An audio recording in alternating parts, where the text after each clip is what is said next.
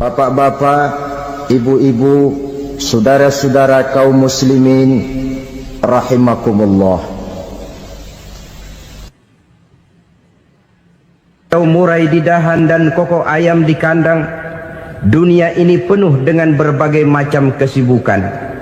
Sejak dari petani yang turun ke ladang, pedagang yang berangkat ke pasar, pelajar yang menuju sekolah, sampai kepada pegawai yang berangkat ke kantor, seluruhnya tidak lain untuk mencari sesuatu yang bernama bahagia. Setiap orang menginginkan kebahagiaan, dan tidak seorang pun menginginkan kesengsaraan dalam kehidupan ini. Namun nyatanya tidak setiap orang yang ingin bahagia mengetahui jalan yang harus ditempuhnya untuk sampai kepada kebahagiaan itu. Maka pada kesempatan pertemuan kali ini, saya ingin menyampaikan sebuah hadis dari junjungan kita baginda Nabi besar Muhammad sallallahu alaihi wasallam yang termuat dalam kitab Mukhtarul Ahadits An-Nabawiyah, di mana beliau bersabda, arba'un min sa'adatil mar'i. Ada 4 perkara yang merupakan tanda dari orang bahagia. Saya mau tanya, di antara saudara-saudara yang hadir di sini, apa ada yang kepengen jadi orang sengsara? Ya. Seluruhnya tentu ingin mendapatkan kebahagiaan. Maka menurut resep dari Nabi kita, tanda orang bahagia itu 4. Jadi kalau saudara ingin bahagia, harus mempunyai 4 perkara ini. Yang pertama, orang bahagia itu kata Nabi, darun wasi'un. Punya rumah biar bagus asal gede. Enak ngaturnya, daripada sudah punya rumah kecil adanya di pinggir kali, gubuk, kalau hujan bocor, miring lagi, kiamat. Loh, kalau gitu Islam materialis dong. Hadis ini boleh diartikan dengan makna hakiki, arti yang sebenarnya, boleh diartikan dengan makna majazi, arti kiasan. Kalau dia diartikan dengan arti kias, maka yang dimaksud darun wasi'un ay qalbun wasi'un. Rumah yang luas tidak lain daripada hati yang lapang. Karena di situ kunci kebahagiaan yang sebenarnya. Walaupun kita cuma tinggal di petak berukuran 2 kali 3 meter, kalau hati kita luas-luas rasanya rumah itu. Tapi biar rumah kita halamannya saja puluhan ribu hektar, ada kolam renangnya, kamar tidurnya tidak lagi terhitung. Kalau hati yang menempati rumah itu sempit, maka akan terasa sempit jugalah rumah itu. Tempat bergantungnya tidak lain adalah hati. Marilah kita mencoba melihat berbagai pandangan orang tentang bahagia ini. Ada orang menyangka bahwa bahagia itu kalau dia mendapatkan harta yang sebanyak-banyaknya. Siapa yang banyak harta, dialah raja. Apa yang dia mau, seluruhnya bisa dibeli. Keamanannya, dia bisa menyewa petugas. Seluruh fasilitas untuk menyenangkan kehidupannya bisa dibeli. Pendeknya, hartalah segala-galanya dalam kehidupan. Sampai ada pepatah mengatakan, innad darahima fil amakini kulliha taksur rijala mahabatan wa jalala. Sesungguhnya harta, dinar, dirham, uang di mana-mana selalu bikin hebat orang yang memilikinya. Coba lihat, orang yang punya duit sama yang enggak punya duit, jangan gaya hidupnya, gaya jalannya aja lain. Wahia lisanun liman arada fasahatan, wahia silahun liman arada qitala. Uang adalah senjata yang paling ampuh bagi orang yang mau pergi perang, dan lidah yang paling fasih bagi orang yang mau bicara. Kalau bicara dengan lidah macet, cobalah bicara dengan harta, lancar. Sampai ada pepatah demikian, segalanya bisa diatur dengan harta. Maka di kalangan orang yang berpandangan semacam itu, seluruh kegiatan hidupnya hanya terfokus kepada bagaimana mengumpulkan harta yang sebanyak-banyaknya. Tidak peduli halal haram, tidak kenal sore pagi siang dan malam, tidak sempat sujud, jauh dari agama, jauh dari kehidupan yang bersifat ruhaniyah, jauh dari Allah dan sebagainya. Sampai dalam Al-Quran dikelompokkan dalam kelompok yang dinamakan lumazah. Allazi jama'a malahu wa 'addadah yahsabu anna malahu akhladah. Mereka mengumpul-ngumpulkan harta sebanyak-banyaknya dan menyangka bahwa harta yang banyak itu dapat mengekalkan hidupnya, mengekalkan kekayaannya, mengekalkan kebahagiaannya. Saudara hadirin yang berbahagia, kalau pandangan hidup ini benar, artinya kalau harta memang merupakan satu-satunya hal yang dapat membuat orang bahagia, tentu di rumah mewah tidak akan pernah ada tangis derita. Tentu di satu tempat di mana fasilitas hidup serba menunjang tidak ada yang namanya penderitaan. Tapi suka dan duka, sedih dan gembira, senyum dan tawa adalah milik setiap orang, baik dia punya harta maupun dia tidak punya harta. Nyatalah bahwa harta semata-mata bukan merupakan jaminan bahwa orang akan bahagia. Walaupun tanpa harta orang sulit untuk bahagia. Saya mau cerita, ada orang super kaya. Namanya Aristotle Onassis, Raja Tanker Yunani.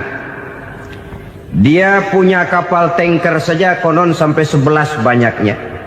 Punya perusahaan penerbangan yang disebut Olympic Airlines. Punya hotel di berbagai kota besar di dunia ini, sejak dari New York, London, Paris, Rome dan sebagainya. Bahkan punya pulau yang dia namakan Pulau Scorpio. Ini kan namanya sudah kaya nggak tanggung-tanggung, punya pulau. Nah, dia punya 2 orang anak, yang satu laki-laki namanya Alexander, yang satu perempuan namanya Maria Onassis. Seluruh harapannya tertumpah kepada anak lakinya Alexander ini, yang akan meneruskan usahanya, meneruskan kekayaannya, meneruskan dinastinya. Apa yang terjadi? Ternyata anak yang dia harapkan yang bernama Alexander ini mati muda dalam kecelakaan pada waktu dia olahraga. Apa olahraganya? Namanya olahraga anak orang kaya, golongan jet set. Olahraganya olahraga pesawat terbang. Jatuh, ya nggak kapungut, habis mati. Tinggal satu anak perempuannya, Maria Onassis. Tapi anak perempuan ini juga malah urakan. Terakhir dia pacaran, bahkan kemudian kawin sama orang Rusia. Rupanya Aristotle Onassis ini broken. Kekayaannya yang berlimpah ruah, perusahaannya yang begitu banyak, siapa yang akan meneruskan? Siapa yang akan menggantikan? Sampai kemudian dia mengurung diri di Pulau Scorpio dan mati di sana secara mengenaskan. Seorang multi jutawan, seorang yang super kaya, mati menyendiri di pulau sepi. Ibarat kata pepatah, anak ayam mati di lumbung. Bukan kekurangan makanan, keurugan makanan. Begitu kehidupan Aristotle Onassis. Dan banyak orang-orang yang sudah demikian kaya sampai dibingungkan oleh kekayaannya sendiri. Telusurilah kehidupan David Rockefeller misalnya, Henry Ford misalnya, Adnan Khashoggi misalnya. Multi jutawan yang kadang-kadang dibuat keder oleh kekayaannya sendiri. Pantas ketika Imam Ali ditawarkan orang, "Ya Ali, kalau kepadamu disuruh pilih ilmu atau harta, kau pilih mana?" Ya jelas pilih ilmu dong. Kenapa? Pertama, ilmu kalau kita berikan kepada orang lain tambah. Tapi harta kalau kita berikan kepada orang lain kurang. Saudara punya uang 10.000, dibagi orang 5.000, jelas uang saudara berkurang. Tapi saudara punya ilmu diberikan kepada orang lain bisa, saudara pun makin mantap. Tidak lantas jadi bodoh karena ngajarin orang. Saudara bisa Fatihah lalu mengajarkan orang Fatihah. Orang bisa, saudara pun makin hafal. Tidak lantas setelah diajarin orang ilmunya hilang. Begitu datang dia minta orang, tolong ajarin saya Fatihah, udah habis, nggak ada.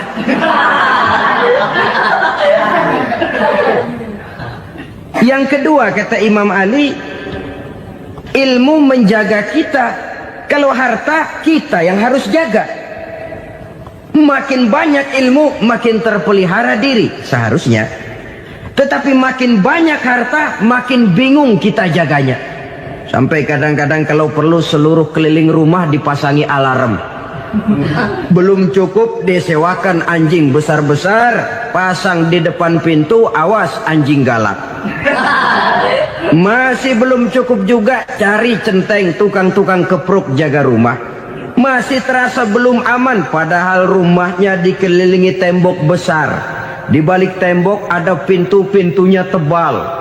Di balik pintu itu terbuka masuk kamar, kamar pun ada pintunya, pintunya pun kuat. Masuk ke dalam kamar ada lemari, lemarinya pun pintunya kuat, dikunci, kuncinya pun kuat. Tapi terhadap seluruhnya yang timbul cuma sekedar was-was saja. Kesimpulannya sekali lagi, tanpa harta orang memang sulit untuk bahagia. Tapi harta semata-mata tidak merupakan jaminan orang akan bahagia.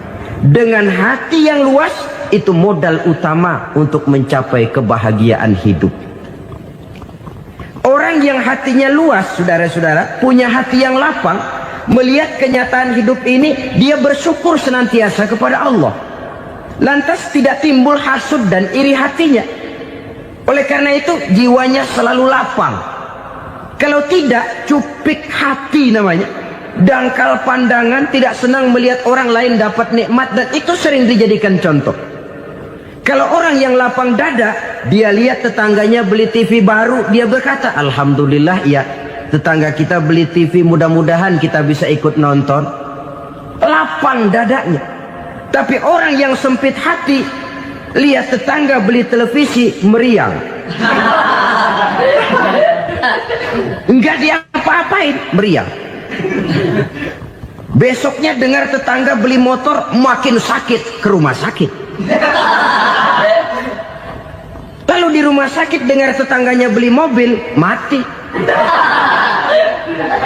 Disiksa oleh perasaannya sendiri.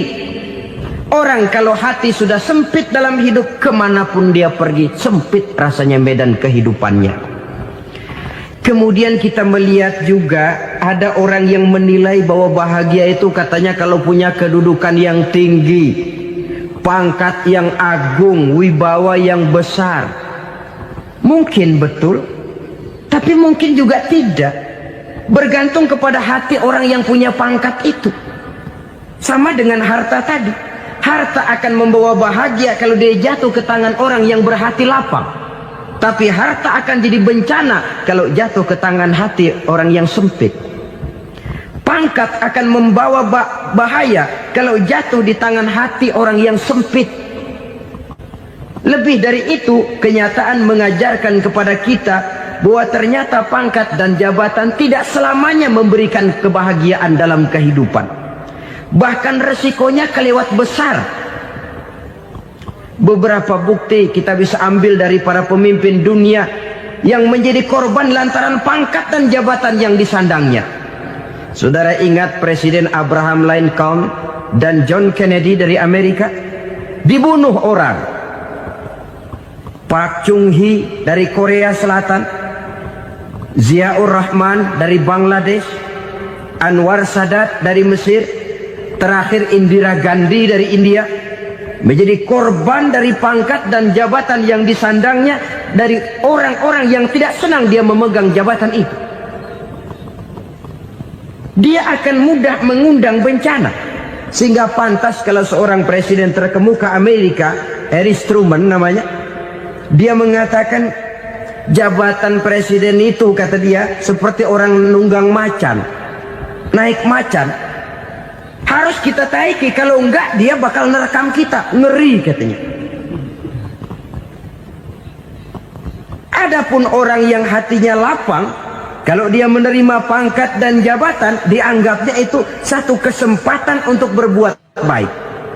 Tapi orang yang berhati sempit, menerima pangkat dan jabatan, bukan kadang-kadang menerima, malah berusaha setengah mati mencapai dengan segala cara. Kalau perlu jilat atas, jilat atas. Jadi golongan sumuhun dawuh. Jadi kelompok kulon nuwun, yes sir, yang kerjanya cuma oke bos. Kalau perlu jilat atas, jilat atas. Kalau perlu injak yang bawah, injak yang bawah. Perlu sikut kiri kanan, sikut kiri kanan. Yang penting pangkat dapat, jabatan dapat. Orang yang semacam ini, kalau sudah mempunyai pangkat dan jabatan, biasanya dia tidak menganggap itu sebagai amanah, tidak menganggap sebagai kesempatan berbuat baik, tapi malah kesempatan untuk memperturutkan hawa nafsunya yang dilatar belakangi oleh kesempitan hatinya tadi. Apalagi kalau orang memperoleh pangkat karena banyak mengeluarkan uang, seakan-akan pangkat dan jabatan itu sekarang macam proyek pakai tender. Siapa yang berani bayar segini naik, nggak berani minggir.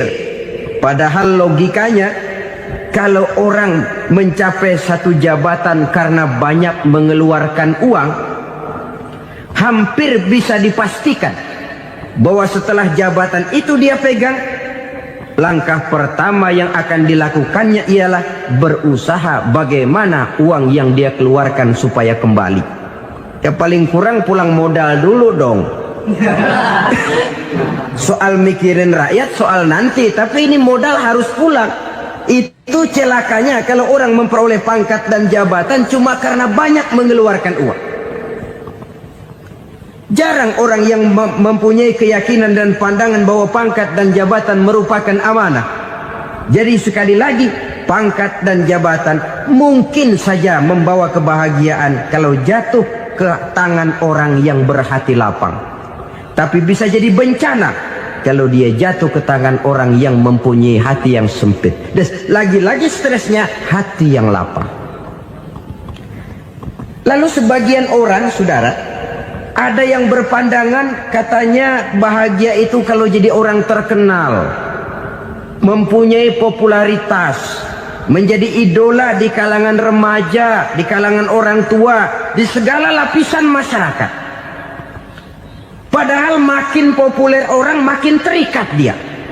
Ya kalau macam kita ini kan nggak punya nama, nggak populer, tengah malam buta mau nongkrong di warung Tegal aman. Tapi pangkat, jabatan, kedudukan, popularitas menyebabkan kita diikat dengan berbagai macam peraturan. Cuma mandi sama ke WC saja yang nggak dikawal.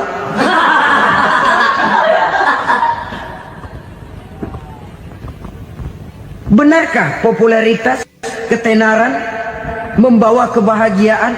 Mungkin, ya, tapi mungkin juga tidak. Kenapa? Banyak orang-orang populer yang mengakhiri hidupnya secara tragis. Kita ambil beberapa nama. Di Amerika tahun 60-an ada bintang seksi paling terkenal yang dijuluki sex bomb, bom seksi. Sampai sekarang jadi legenda, namanya Marilyn Monroe. Singkatan dobelnya itu inisialnya MM, Marilyn Monroe. Terkenal, top, sampai dia mati tahun 62. Namanya sekarang masih saja dibicarakan orang. Kenapa dia bunuh diri? Tidak punya hartakah dia? Banyak. Kurang populerkah dia? Seluruh dunia mengenalnya. Sejak rakyat kecil sampai pejabat tinggi dia punya hubungan. Kenapa? Jenuh. Dia terlahir dalam keadaan yatim. Setelah itu tidak lama dia berangkat remaja, ibunya meninggal, pindah dari wanita asuh ke wanita asuh sampai 12 orang ibu angkatnya. Dan kekecewaan yang paling parah, setiap laki-laki yang dekat dengannya hanya seperti kapal berlabuh, datang dan pergi silih berganti. Padahal dia merindukan seseorang yang bisa melindungi hidupnya. Dia rindukan itu dan dia tidak pernah menemukan. Itu yang akhirnya menyebabkan dia minum pil tidur kelewat dosis, minum obat tidur kebanyakan, ya tidur terus sampai sekarang.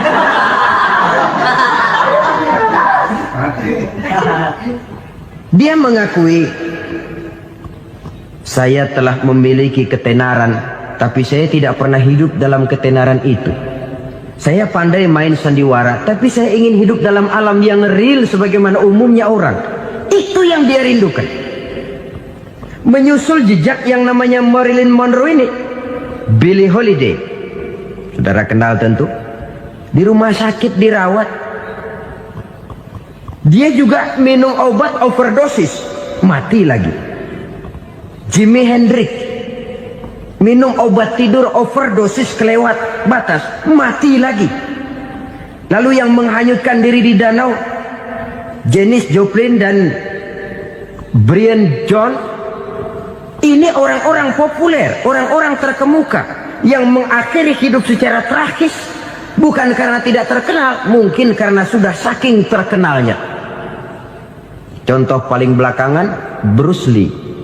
Wah, ini tukang-tukang kepruk tentu kenal siapa dia. Sampai sekarang pun tabir kematiannya masih merupakan misteri. Dan yang masih hidup juga menunjukkan gejala yang aneh. Michael Jackson, rumahnya di Beverly Hills itu dijaga sedemikian rupa, dan dia selalu curiga kepada setiap makanan harus steril, bersih dari segala macam kimia. Kemana dia pergi, itu tukang-tukang kepruk sudah selalu menjaga dan mengawal, dan dia seakan takut menunjukkan mukanya yang asli. Hingga kalau tampil ke tengah di luar show, dia kadang memakai pakaian yang tidak menunjukkan dia yang sebenarnya, takut dikenali orang. Ternyata popularitas sering jadi momok yang meracuni kehidupan manusia. Oleh karena itu, benarlah junjungan kita pada saat beliau mengajarkan orang akan bahagia kalau dia mempunyai hati yang lapang. Nah, sekarang masalahnya untuk mendapatkan hati yang lapang, caranya bagaimana? Kita kembali kepada konsep Quran. Allah mengajarkan, ala inna bi dzikrillahi tatmainnul qulub.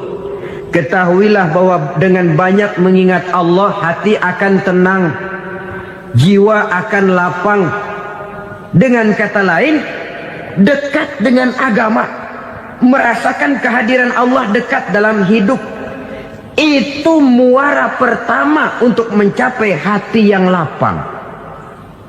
Ala inna bi dzikrillahi tatmainnul qulub.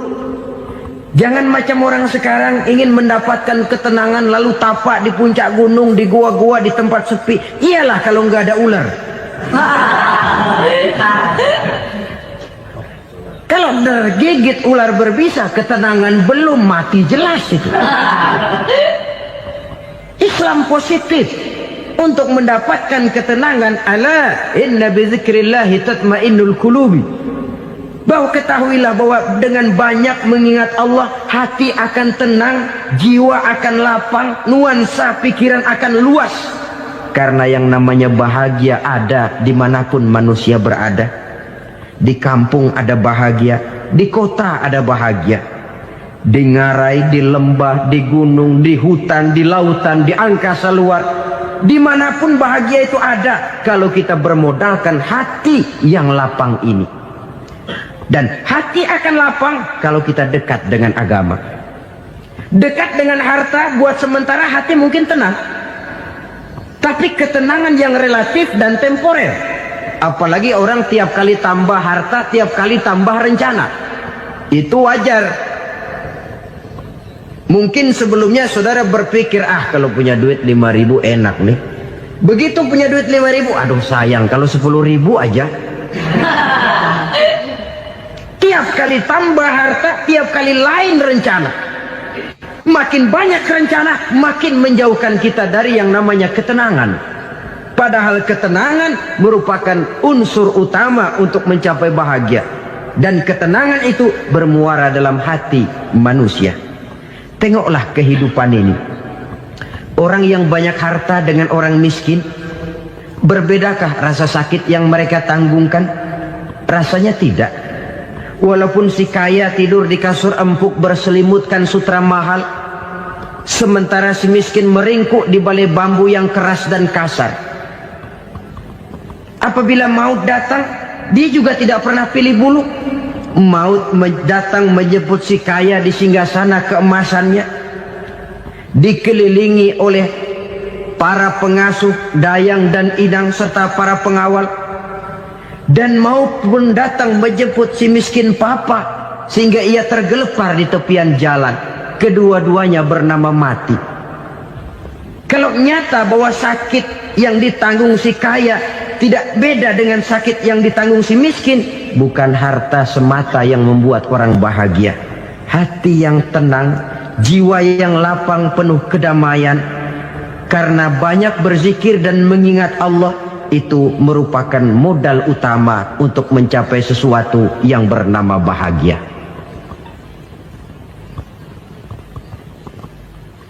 Saudara hadirin yang saya hormati, inilah yang pertama dari 4 ciri yang digambarkan oleh Nabi tentang tanda-tanda orang bahagia. Dan harus berangkat dari yang pertama ini, hati yang lapang.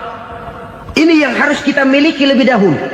Baru nanti akan menyusul kepada poin yang ketiga, kedua, dan selanjutnya. Sebab kalau hati sudah terisi dengan jiwa yang lapang, seluruh persoalan insya Allah akan bisa kita atasi dengan sebagaimana mestinya. Yang kedua sekarang, tanda orang bahagia menurut baginda Nabi, markabun syariah. Orang bahagia itu, kata beliau, punya kendaraan biar cepat asal lancar. Artinya kemana dia mau pergi mudah. Apa maksud hadis ini? Kalau kita kaji lebih dalam, kendaraan itu kan alat transportasi. Transportasi tidak lain adalah usaha memudahkan komunikasi. Pindah dari situ kepada teori bahwa manusia adalah zon political, makhluk bermasyarakat yang tidak bisa memenuhi kebutuhan hidupnya secara sendirian. Kita memerlukan keberadaan orang lain dalam kehidupan ini. Untuk memakai baju saja kita sudah perlukan petani yang tanam kapas, pabrik yang memintal kapas jadi benang, pabrik yang menenun benang jadi kain, sampai kepada mesin jahit, sampai kepada tukang jahit. Itu cuma untuk memakai pakaian saja. Tidak seorang pun di antara kita yang sanggup memenuhi kebutuhan hidupnya secara sendiri. Kita perlu orang lain. Maka kebebasan dalam arti mutlak, kebebasan tanpa batas, itu tidak mungkin ada dalam kehidupan. Karena kita mengadakan yang disebut interaksi sosial. Setiap kegiatan kita tentu melibatkan orang lain. Menurut kita barangkali kita bebas jalan di jalan raya semaunya, tapi orang lain berkendaraan pun merasa bahwa ini ada juga jalan haknya, dan begitu selanjutnya. Oleh karena itu, maksud dari kendaraan yang cepat ini adalah khulato'uhu ma'as solihin. Lingkungan pergaulannya terdiri dari orang-orang soleh. Pergaulannya luas. Kemana dia pergi ada temannya. Kesulitannya ada tempat dia cerita. Dan kesulitan kalau sudah diceritakan kepada orang lain, taruh kata orang itu tidak bisa menolong, namun menceritakannya kepada orang yang kita percayai, kan paling kurang sudah mengurangi beban jiwa, mengurangi tanggungan batin, merasa masih ada tempat kita cerita. Maka lebih baik orang awam yang mau bergaul ketimbang orang setengah alim tapi ngunci pintu. Sebab nantinya akan timbul sikap picik, cupik pandangan, dan tidak luas menghadapi kenyataan dalam kehidupan ini. Namun yang harus kita garis bawahi, pergaulan memang mesti luas. Namun jangan sekali-kali lupa bahwa pergaulan sangat besar pengaruhnya dalam ikut membentuk kepribadian manusia. Sehari-hari bisa kita bilang, kalau kita dekat sama tukang minyak wangi, sekalipun nggak dibagi minyaknya, baunya tentu dapat. Betul? Tapi dekat sama tukang elas, walaupun nggak kena apinya, asapnya mesti kena. Kalau Syauqi mengatakan lebih jelas lagi, man asyaral asrafa asa musarrafan wa muasyiral anzali ghairu musarrafin. Awalam taral jildal hakira muqabbalan bisagri lamma sara jildal mushaf. Siapa yang bergaul dengan orang mulia, dia bakal ikut menjadi mulia. Tapi siapa yang berteman dengan orang hina, dia tidak bakal ikut menjadi mulia. Tidakkah kau lihat, kata Syauqi, kulit kambing yang hina pun dicium orang ketika menjadi kantong Quran. Kulit kambing hina, kalau dia sendirian gak ada yang mau cium. Tapi begitu dia bergaul dengan Quran, menjadi kantong Quran, dipakein minyak wangi, ditaruh di tempat yang tinggi, mau diambil dicium dulu, dibawa dengan penuh hormat dan hati-hati. Kulit kambing yang hina lantaran berteman dengan Quran, numpang mujur. Tapi coba lihat kalau kulit kambing berteman dengan kayu, jadi beduk, habis. Zohor dikemplang, asar dipukul. Itu pun sedikit saja, cuma salah milih teman. Yang temannya Quran dihormati orang, yang temannya kayu lantaran jadi beduk, gelap-gelap subuh orang udah kemplangin.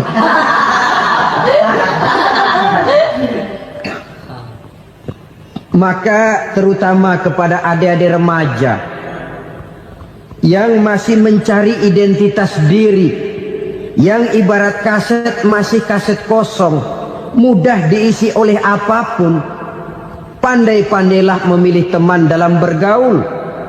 Karena banyak orang yang tadinya baik-baik, ketika terseret dalam pergaulan dengan orang yang tidak baik, kebaikannya menjadi lentur dan luntur.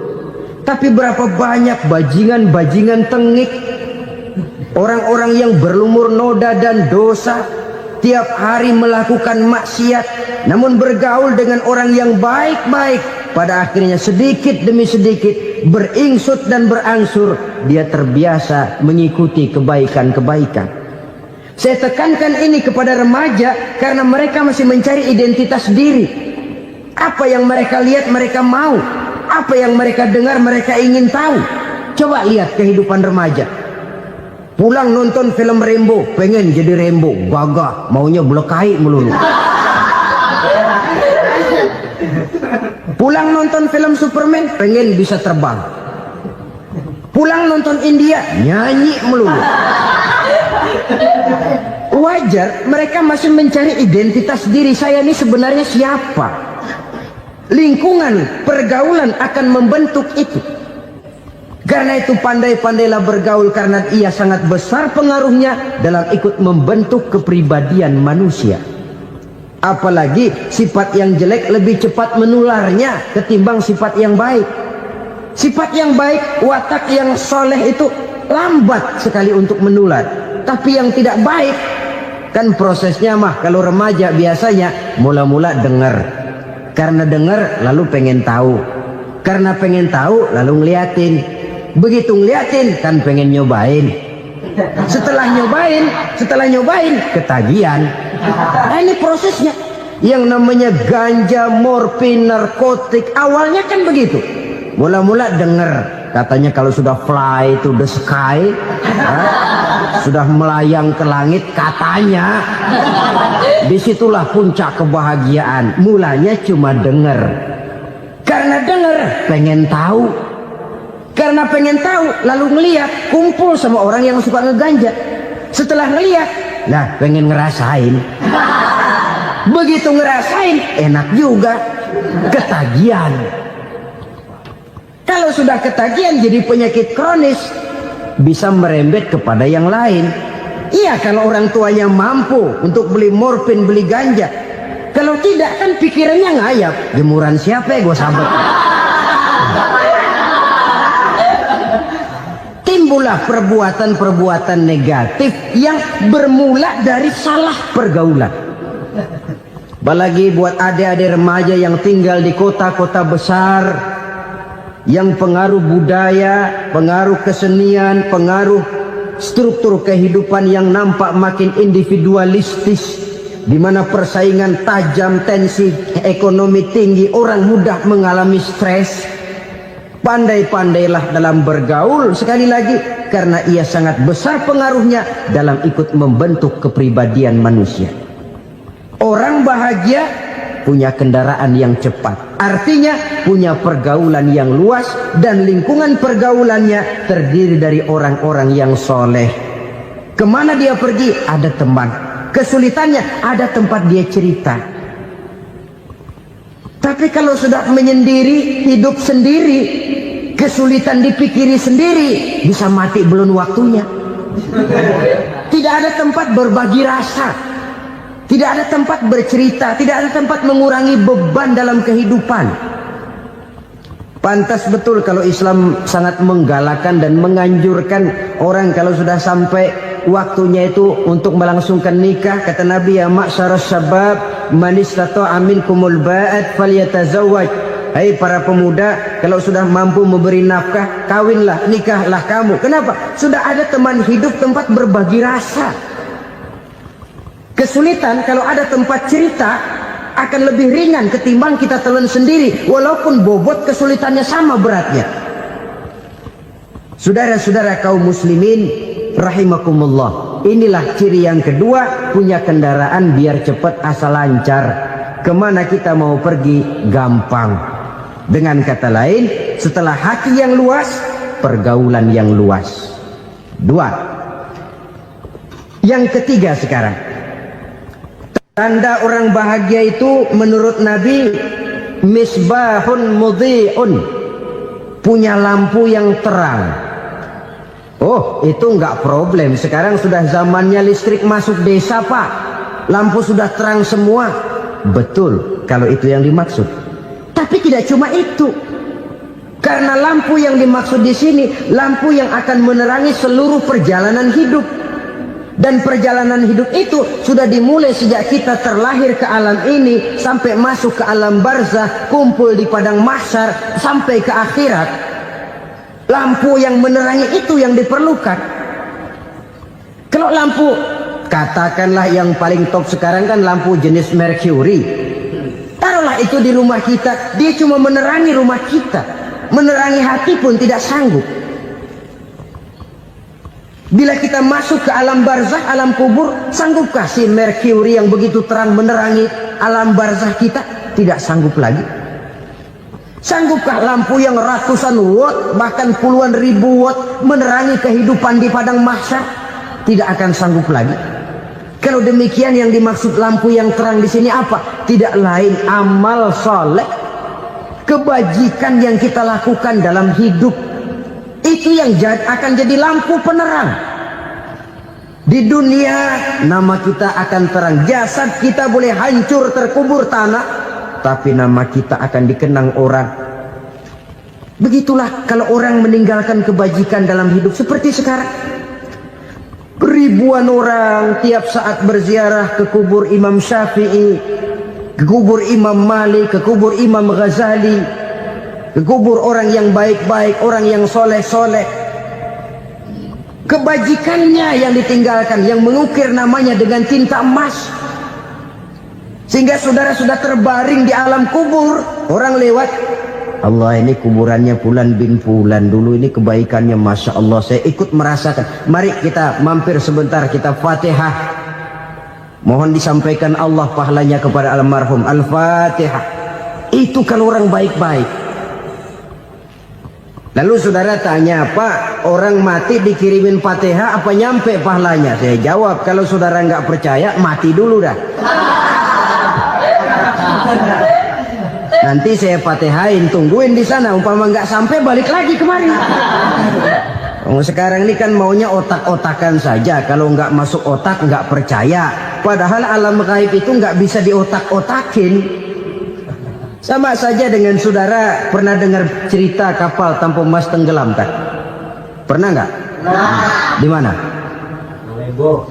Di Laut Masa Lembo. Begitu ketampung Mas tenggelam, ratusan penumpang itu terjun ke laut, dipermainkan gelombang, berjuang menghadapi maut itu. Orang lagi timbul tenggelam di lautan, dihantam ombak, kita tengokin pakai helikopter. Pak, lagi timbul tenggelam ya? Iya, tolongin. Jangan khawatir Pak, nih saya kirim intan Pak, harganya 10 juta. Kira-kira orang yang timbul tenggelam di laut seneng nggak? Tidak. Kan mahal toh intan 10 juta.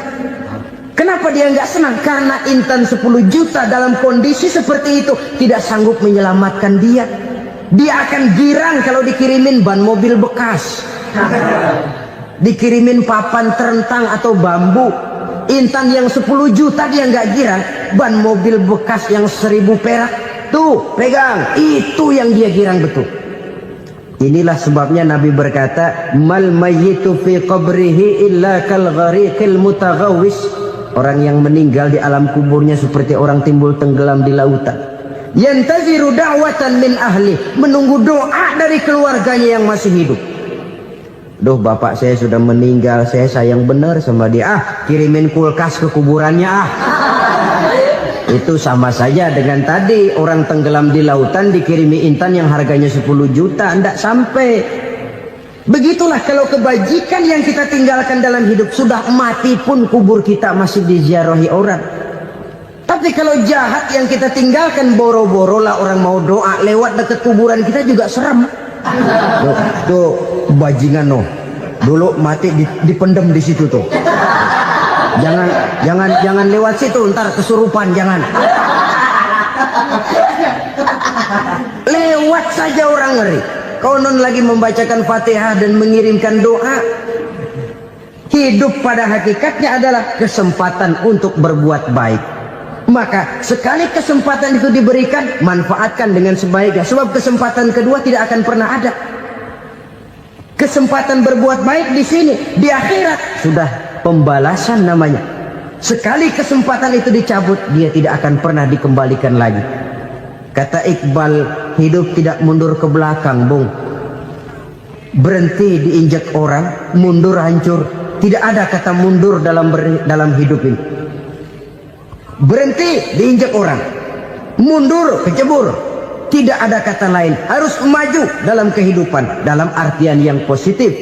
Hidup adalah kesempatan untuk mengumpulkan kebajikan yang sebanyak-banyaknya. Di situ nilai daripada manusia. Sekarang ini memang nggak kelihatan kok, orang yang banyak pahala sama yang banyak dosa nggak kelihatan kok. Barangkali kalau habis bikin dosa palanya pada benjol, mungkin orang takut sama dosa. Tapi sekarang sama saja, orang yang banyak dosa dengan yang nggak banyak dosa jalan bareng dari belakang, sama, nggak kelihatan beda. Tapi ada waktunya di mana pahala memegang peranan, di mana dosa diperlihatkan. Sama saja kalau kita bawa mobil siang, lampu kan nggak begitu berfungsi. Apa lalu bilang, alah ini lampu berat-beratin, copot-copotin aja dah. Tidak perlu begitu. Kenapa? Pada suatu saat malam senja akan datang. Bila matahari terbenam, senja pun datang, gelap mulai merayap, disitulah baru terasa perlunya lampu. Pahala begitu. Sekarang orang yang nggak ada pahalanya nggak kelihatan dalam kehidupan. Tapi pada suatu saat senja kehidupan akan datang. Ajal merenggut nyawa, malam merayap, dan hidup mulai diliputi kegelapan di alam barzah. Dikala itu kalau nggak punya lampu, alangkah malangnya kita. Sebab amal yang baik, kata Nabi, di alam barzah itu akan diciptakan menjadi perempuan yang cantik menemani kita. Amal yang jahat akan menjadi orang yang paling jelek nemenin kita. Udah di tempat gelap yang nemenin jelek.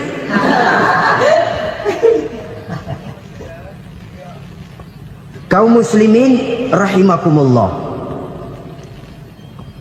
Kalau demikian masalahnya, tergantunglah kita pandai memanfaatkan waktu. Al-waktu kasayf. Waktu itu cepat sekali. Yang namanya waktu itu tahu-tahu. Tahu-tahu. Udah tahun 87. Tahu-tahu. Udah begitu. Tahu-tahu. Yang kemarin anak-anak, sekarang udah pada punya anak. Tahu-tahu saja itu. Begitu cepat waktu berlalu. Kalau tidaklah pandai kita memanfaatkannya, akan rugi kita. Nabi bersabda, "Man kana yaumuhu khairun min amsihi fahuwa rabih." Barang siapa yang hari ini lebih baik daripada hari kemarin, itu orang untung. Hari ini lebih baik daripada kemarin. Bulan ini lebih baik dari bulan kemarin. Tahun ini lebih baik dari tahun kemarin. Itu orang yang beruntung. Tahun kemarin sembayangnya maghrib doang, sekarang udah tambah isya. Tahun kemarin cuman Idul Fitri aja ngancem bener, sekarang udah tambah Jumat, lalu tambah lagi maghrib, tambah lagi isya, dan selanjutnya. Hari ini lebih baik daripada kemarin, itu orang yang beruntung.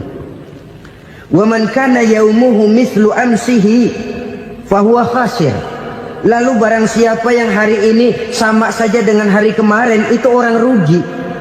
Hari ini sama dengan kemarin, rugi itu. Bulan ini begitu, bulan kemarin begitu, tahun ini begitu, tahun lalu juga begitu. Rugi itu orang. Rugi apa? Rugi umur. Umur tambah, amalan gak pernah tambah. Dan saya pikir lebih merupakan azab ketimbang nikmat kalau orang dikasih panjang umur cuma untuk numpuk dosa. Mending mana? Panjang umur banyak dosa sama pendek umur dikit dosa? Mending mana? Mending mana? Ya, paling mending tentu panjang umur banyak pahala. Tapi kalau tidak, sekali lagi, lebih merupakan azab ketimbang nikmat kalau orang diberikan panjang umur tapi cuma untuk sekedar menumpuk dosa. Kehilangan kesadaran bahwa dunia bukan terminal akhir dari satu perjalanan. Dia cuma halte di mana kita berhenti sebentar untuk menuju kepada terminal yang hakiki.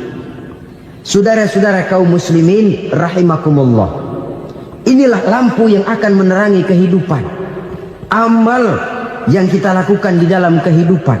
Jadi yang dimaksud dengan lampu yang terang, kebajikan yang kita kerjakan dalam hidup. Nah, setiap orang di awal tadi saya bilang ingin bahagia. Bahagia itu kan hakikatnya kumpulan senang dan selamat. Senang, selamat. Apa bedanya? Senang tapi tidak selamat, nggak bahagia. Selamat tapi nggak senang, nggak bahagia orang. Contoh, kalau orang korupsi, duitnya banyak, senang dia, tapi keselamatannya. Ada tentara baris di samping rumahnya udah bingung, padahal tentara latihan. Tentara cuma latihan, dia bingung. Senang, tapi karena keselamatannya tidak terjamin, dia tidak bahagia. Sebaliknya pegawai negeri jujur benar cuma segaji-gajinya, selamat nggak korupsi tapi melarat, ya nggak bahagia juga, kurang senang. Kesenangan dan keselamatan untuk dunia saja, ya sekali lagi, kalau cuma sekedar untuk dunia saja bisa dibeli pakai uang, bisa dibeli pakai uang. Saudara ingin selamat bisa dibeli pakai uang, saudara ingin senang bisa dibeli dengan uang. Tapi setelah mati masuk ke alam barzah, habis kekuasaan uang. Nggak bisa lagi beli keselamatan pakai uang, tidak mungkin lagi membeli kesenangan dengan uang. Di situ pahala yang megang peranan. Makin banyak pahala, makin banyak saham untuk membeli kesenangan dan keselamatan, untuk memperoleh yang namanya bahagia. Dan jangan lupa loh, di alam barzah kita nggak sebentar, menunggu datangnya kiamat. Loh iya, kalau kita begitu dikuburin terus kiamat datang, untung. Tapi kalau masih harus 1000, 2000, puluhan ribu tahun yang akan datang, dalam satu penantian yang begitu lama, tanpa saham untuk memperoleh kebahagiaan, satu kemalangan yang tidak ada pernah putus-putusnya. Janganlah tergelincir oleh kebahagiaan sebentar yang menipu dengan mengorbankan kebahagiaan hakiki yang berjangka panjang. Apa artinya senyum sejenak kalau harus ditebus dengan tangis seumur hidup? Biarlah kita minum jamu, pahit memang, getir memang, tapi kan besok badan sehat. Daripada sekarang minum sirup, manis memang, enak memang, tapi bibir pada jontor besoknya. sirawan, batuk, nggak karu-karuan. Banyak orang tertipu oleh kesenangan yang sebentar. Padahal laisa kullu ma yalma'u zahaban. Belum tentu semua yang berkilat itu emas. Belum tentu semua yang gemerlap itu intan. Karena itu marilah manfaatkan kesempatan yang diberikan Allah ini untuk mengumpulkan kebajikan yang sebanyak-banyaknya. Yang terakhir sekarang, yang keempat, tanda orang bahagia kata Nabi. Zaujatun salihah. Orang bahagia itu tanda yang keempat kata Nabi, punya istri biar cakep asal taat. Sudah surga itu sudah. Cakep taat. Istri kayak gitu, kalau belum mati jangan dikuburin dulu. Sudah cakep taat lagi. Tapi kadang-kadang enggak, udah jelek ngadat melulu. Apa yang mau dipilih? Sebab itu Quran mengatakan istri pakaian untuk suami, suami pakaian untuk istri. Kenapa suami istri diibaratkan pakaian? Alangkah tingginya gaya bahasa Quran ini. Suami istri teman hidup, hidup perjalanan panjang. Sejak kita dalam rahim sudah ada hidup kan di sini. Sampai ke alam dunia, masuk ke alam barzah, kumpul di padang mahsyar, sampai menuju akhirat, itu perjalanan hidup. Carilah istri atau suami teman hidup yang membawa manfaat tidak hanya kehidupan di dunia ini, sampai di alam barzah, sampai di padang mahsyar. Suaminya mungkin meninggal lebih dulu atau istrinya mungkin meninggal lebih dulu. Tapi suami atau istri yang masih hidup berbuat kebajikan. Suami saya meninggal, ada hartanya, saya sedekahkan, niat pahala untuk almarhum suami saya. Ini teman hidup. Tidak dibatasi dan tidak bisa dipisahkan oleh maut sekalipun. Zohirnya mungkin pisah, badannya mungkin pisah, tapi hatinya, jiwanya, kebersamaannya dalam menghadapi kehidupan. Karena itu, saudara-saudara, bahasa Quran indah. Suami istri diibaratkan seperti pakaian. Apa fungsi pakaian? Pertama, pakaian jadi kebanggaan. Artinya, suami harus menjadi kebanggaan istri, istri harus jadi kebanggaan suami. Yang kedua, pakaian itu kan fungsinya menutup aurat. Artinya, sesama suami istri harus saling menjaga kekurangan masing-masing. Jangan malah sesama suami istri saling membongkar rahasia dan aibnya sendiri-sendiri. Istrinya diceritain jeleknya di mana-mana, atau suaminya dibongkar rahasianya di pasar umum. Itu sudah tidak lagi berfungsi sebagai pakaian.